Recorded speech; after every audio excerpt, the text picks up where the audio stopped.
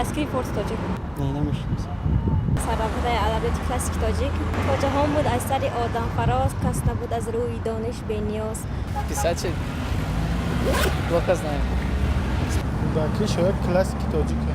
تا جهان بود از سر آدم فراز، کس نبود از راه دانش بی‌نیاز.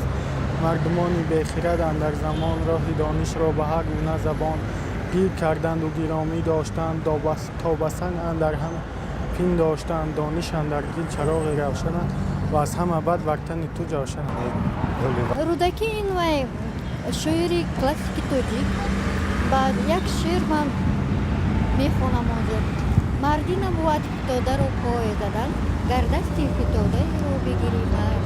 بوی جوی مولیان آیاد همه یادی رفیقان آیاد همه. سر ادبیات فارس تاجیک است. یعنی بستر نفسی و امیر مردی مرکور گر نقطه نگی مردی نبود سر برای رسوایی که مردی. بوی جوی مولیان آید همه یا دیاری مهربان آید همه.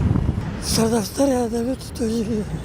اگر اون روز که 7 ساله بودی چنگل به چمن حواله بودی، اکنون که به 70 رسیدی رودکی سردفتر ادبیات خلق تاجیک است. کی وی نمیشناسد؟ اما ما از سرشوی مکتب میانه که ما تحصیل می‌نماییم شعار و نصیحت و پندهای رودکی را خونده آمدگیم. مرا بی سود فرو ریخت هرچی دندان بود، نبود دندان لابر چراغ تابان بود.